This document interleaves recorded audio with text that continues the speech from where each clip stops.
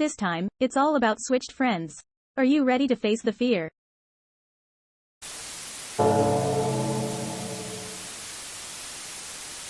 Not scary, but a peculiar little tale. Perhaps it's just me being unwell. I'm currently living in Taiwan due to work.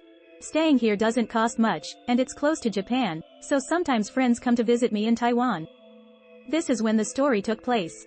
In the first week of February this year, Watanabe, a pseudonym, came to visit. I think so, at least. Well, read on. We had been emailing since the week before, and I confirmed his departure over the phone the day before he left Japan. He arrived in Taipei on a flight at 7 p.m. on a Friday. After I left work, I went to pick him up, and we spent the day dining and drinking at a club, pretty typical of an expatriate's weekend. It being his first trip abroad, he was excessively excited, which made it a lot of fun. He's my only close friend since high school, so it was truly great to catch up after such a long time. Due to time constraints, we only enjoyed the nightlife on the first day, so we did some sightseeing in the city on the second day. I have a girlfriend here, and the three of us went out together. We spent the whole day touring Taipei and its surroundings. The strange story happened on the third day. It occurred on Sunday, the day Watanabe was set to return to Japan. My girlfriend and I took him to the airport. After checking in, we were talking at a restaurant in the airport when I suddenly noticed a tattoo on the back of Watanabe's hand. I was assigned to Taiwan since July last year, and back then, he didn't have that tattoo. He's still working at a restaurant in a certain hotel in Shinjuku's new city center, so it's unthinkable for him to get a tattoo in such a visible place.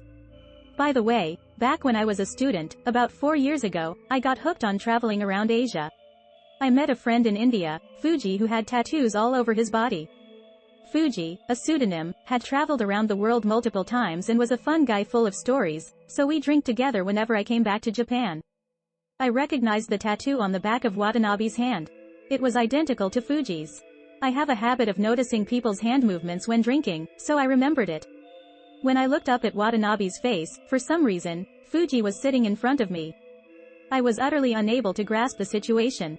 Just seconds ago, Watanabe was the one sitting there. Right then and there, I asked Fuji, sitting in front of me, "Fuji, why are you here?" And to my girlfriend, "Huh?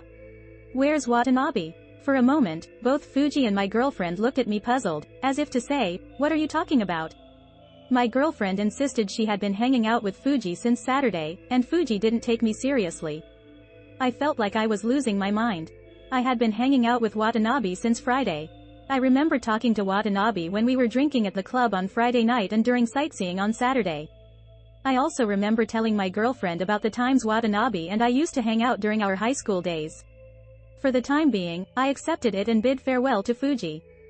Later, I asked my girlfriend several times, that according to her, on Saturday and Sunday, it had only been Fuji and me.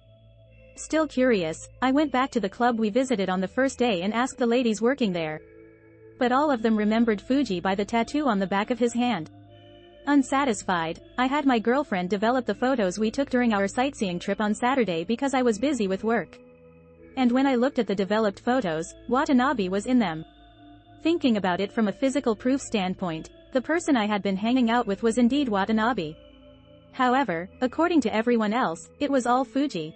What's even more peculiar is that Watanabe sent me the photos. Watanabe and I still talk about our time in Taipei through emails. Furthermore, I found out through a postcard that Fuji had been staying in India since the end of last year. By the way, Fuji knows nothing about my experience. Even now, I have no clue what happened. So, today's talk is full of mysteries. Why not check once if the people around you are really there? But don't take it too seriously, because it would be embarrassing if you were mistaken. Nevertheless, the world is full of wonders. Let's meet again next time with an enigmatic story.